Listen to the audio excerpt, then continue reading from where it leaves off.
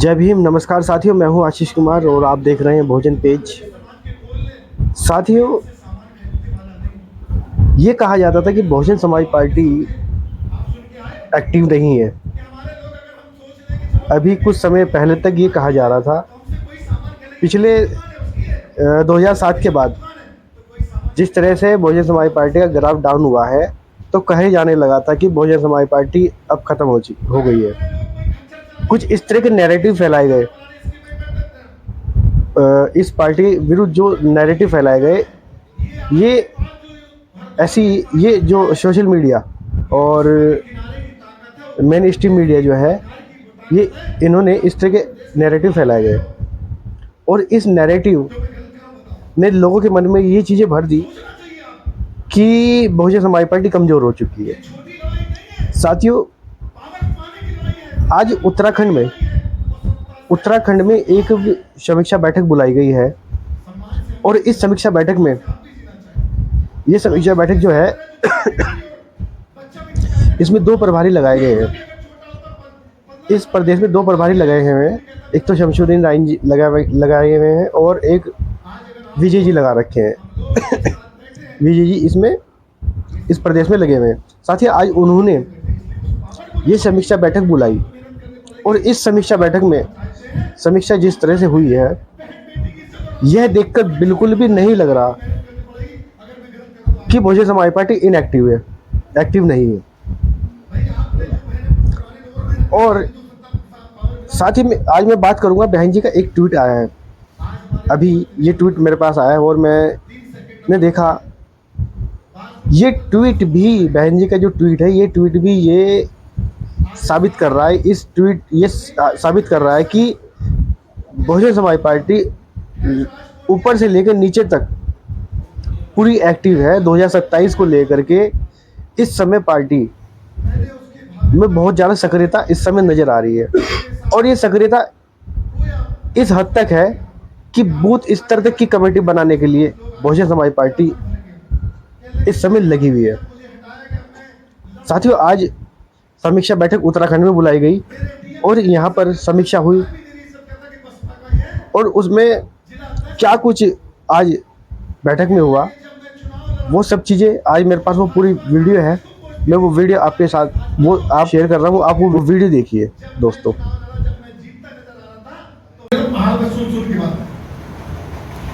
चमोली के लोग हैं, बागेश्वर के लोग हैं, हमसे क्या बोलते हैं कि राय साहब आप आ गए, मैं तो बहुत सालों बाद यहाँ कोई आता ही नहीं था। लेकिन हम लोगों के साथ कैसे अन्याय होता है।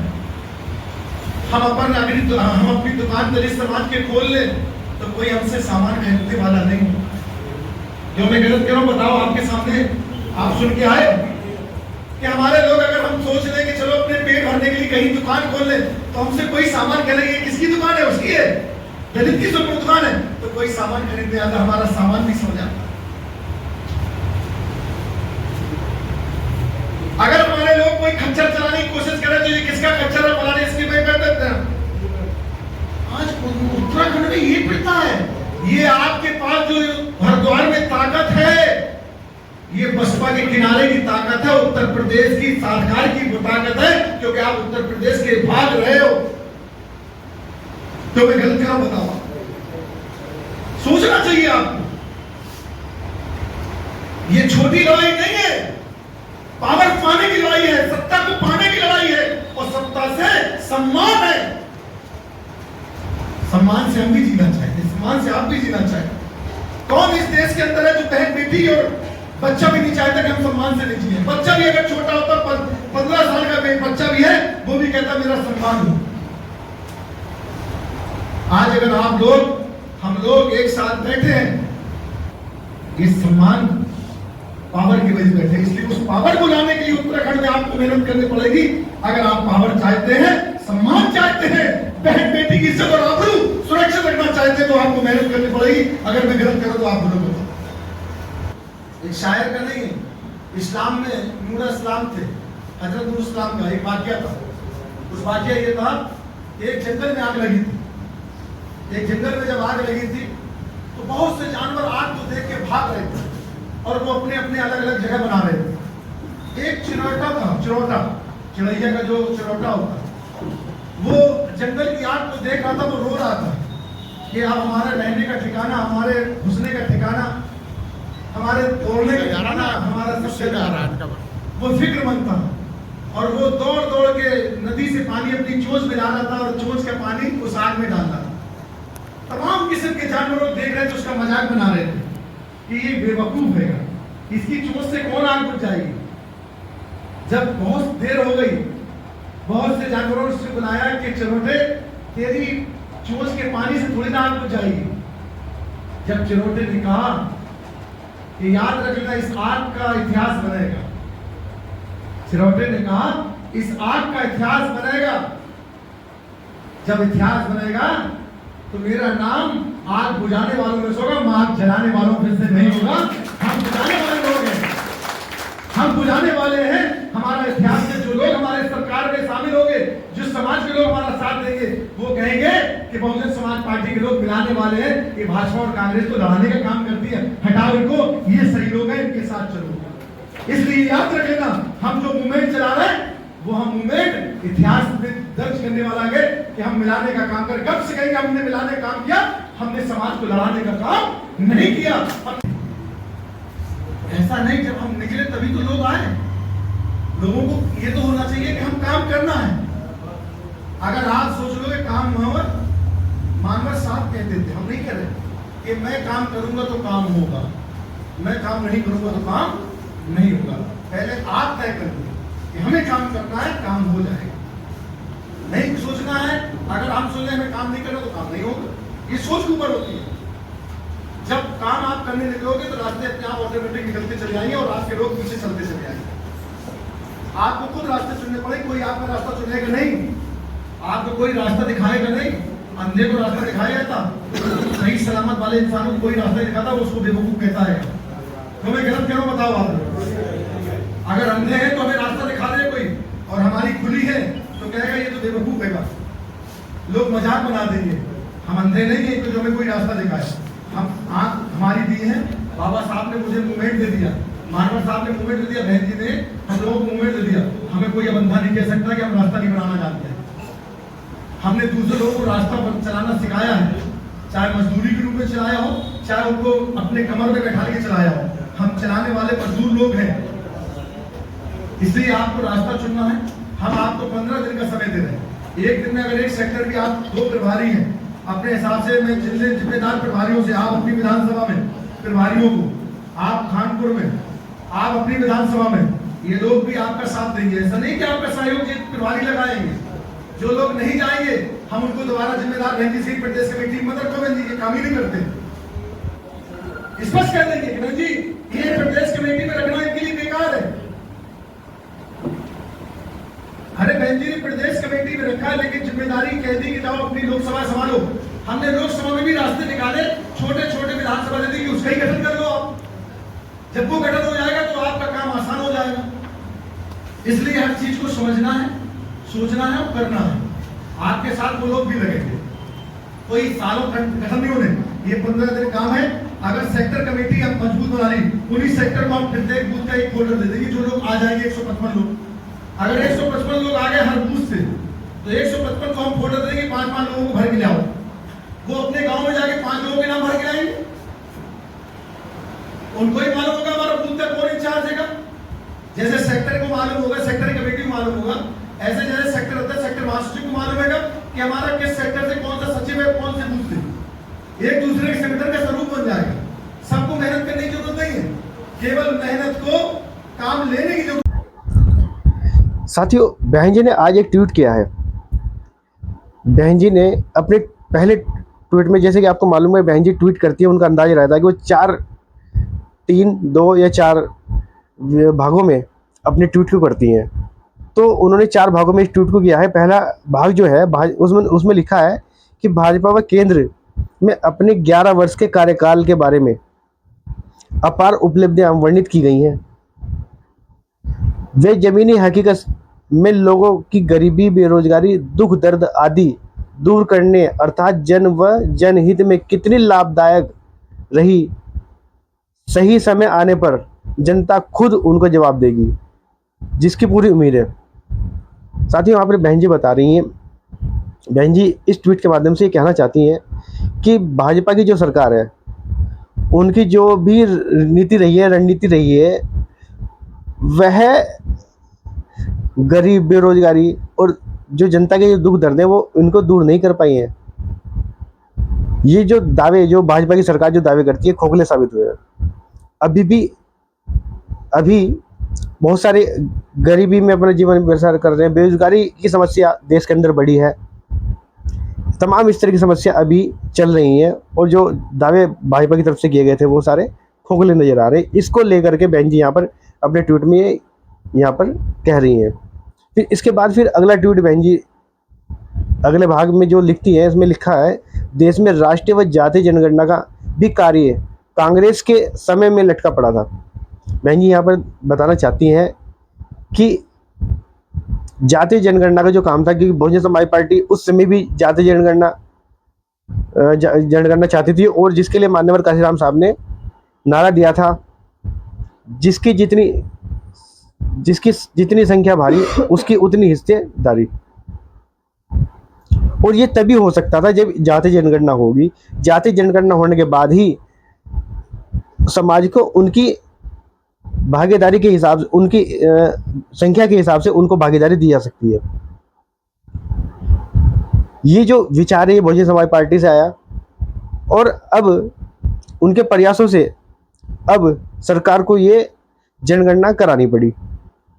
साथियों, जबकि ये कांग्रेस पर भी 70 सालों तक राज किया, उन्होंने इस जातीय जनगणना को नहीं कराया। फिर आगे बहन जी लिखती है, जिस पर काफ़ी आवाज़ उठाने के बाद अब इस मामले में प्रक्रिया शुरू हुई है।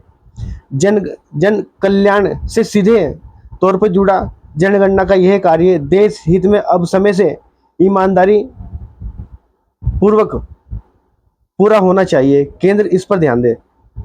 बहन जी यहाँ पर इस ट्वीट के माध्यम से केंद्र की सरकार को ये कहना चाहती है, संदेश देना चाहती है कि जो जनगणना का जो कार्य है इसको समय से पूरा करवाए, ताकि जो इस समय गरीबी, बेरोजगारी में जो समाज इस समय जी रहे हैं उनको सही समय पर उनकी भागीदारी उनको मिल सके। साथियों, फिर अगले ट्वीट में बहन